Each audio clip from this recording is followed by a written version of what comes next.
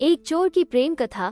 जिया एक मॉल में जॉब करती थी। एक दिन उसने देखा कि एक आदमी वहां से कुछ चुराकर अपनी जेब में डाल लेता है और वहां से जाने लगता है, लेकिन जिया ने उसको देख लिया था और उसने अपने मैनेजर को ये बात बता दी। मैनेजर ने जब उसको चेक किया तो उसके पास से कुछ भी नहीं निकला। मैनेजर ने जिया को खूब डांटा, फिर उससे माफी भी मंगवाई। जिया को बहुत बुरा लग रहा था कि उसने कुछ गलत नहीं किया, फिर भी उसको माफी मांगनी पड़ी। तब जिया ने उस आदमी का पीछा किया और देखा कि वो एक आलीशान बंगलों में दीवार फांद कर घुस गया। जिया उसका बाहर ही इंतजार कर रही थी। जब वो बाहर आया तो उसके हाथ में एक सूटकेस था। जिया ने उसको पकड़ा और फिर से चोर चोर चिल्लाने लगी, लेकिन उस चोर को तो जैसे कोई फर्क ही नहीं पड़ रहा था। तभी उस घर का चौकीदार वो आया और उसने जल्दी से जिया को उस आदमी से दूर किया और कहा कि ये लड़की, तुमने हमारे साहब को क्यों पकड़ रखा है।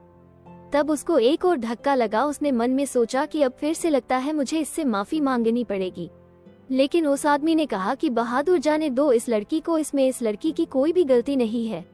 मैं काम ही ऐसे करता हूँ कि कोई भी ये सोच सकता है।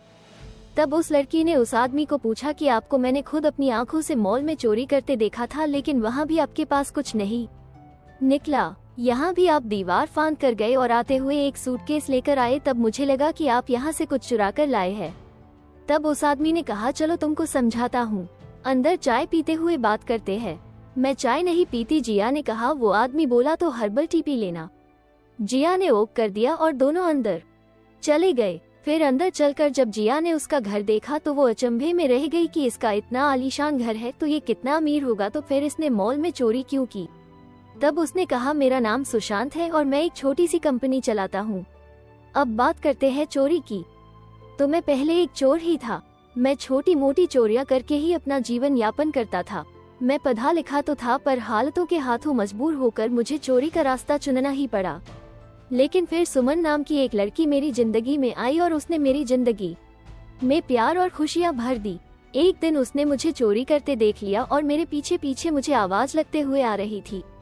मैं रोड के उस पार चला गया मुझे रोकने के लिए। उसने जल्दी से रोड पार करने के लिए जैसे ही कदम आगे बढ़ाए कि तभी एक गाड़ी से उनका एक्सीडेंट हो गया। जब मैंने देखा कि पीछे भीड़ लगी हुई है तो मैं भी वहां पर चल दिया, लेकिन जब वहां पहुंचकर मैंने देखा कि ये तो सुमन है तो मेरी आंखों से आंसुओं की झड़ी बहने लगी। मैंने जल्द से जल्द उसको हॉस्पिटल पहुंचाया। उसकी हालत गंभीर थी। डॉक्टरों ने कहा कि वो अब कुछ ही देर की मेहमान है। मैंने उनसे बहुत रिक्वेस्ट की कि वो मेरी सुमन को ठीक कर दे, लेकिन उन्होंने कहा कि अब हम कुछ नहीं कर सकते। उन्होंने कहा कि अगर आखिरी बार बात करनी है तो कर सकते हो।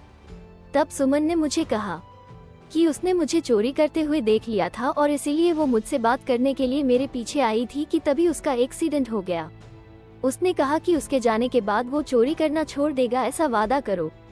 सुशांत ने उसे वादा किया कि वो आज के बाद कभी चोरी नहीं करेगा। उसके बाद सुमन मुझे अकेला छोड़कर इस दुनिया से चली गई। उसके बाद मैंने कभी चोरी नहीं की और अपना एक बिजनेस शुरू किया। जिया ने कहा कि फिर मॉल में मैंने देखा था तुमको चोरी करते हुए। तब सुशांत ने कहा कि वहां से मैंने वो चीज उठाई जरूर थी, लेकिन मैंने वापस भी वहीं पर रख दिया। जिया ने कहा कि तभी वो तुम्हारे पास से नहीं मिली। सुशांत ने कहा कि मेरी वजह से तुमको जो परेशानी हुई उसके लिए मुझे माफ कर देना। फिर जिया ने कहा कि क्या हम दोस्त बन सकते हैं। सुशांत ने कहा क्यों नहीं, जरूर बन सकते हैं।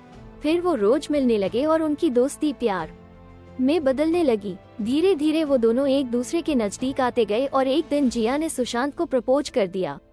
वैसे तो अक्सर लड़के अपने प्यार का इजहार करते हैं, लेकिन जिया ने सोचा कि अगर प्यार है तो जल्दी बता देना चाहिए, नहीं तो देर हो गई तो। सुशांत ने उसका प्रपोजल स्वीकार कर लिया। कुछ साल बाद दोनों ने शादी कर ली और सुख से अपना जीवन बिताने लगे। Thanks for watching this video.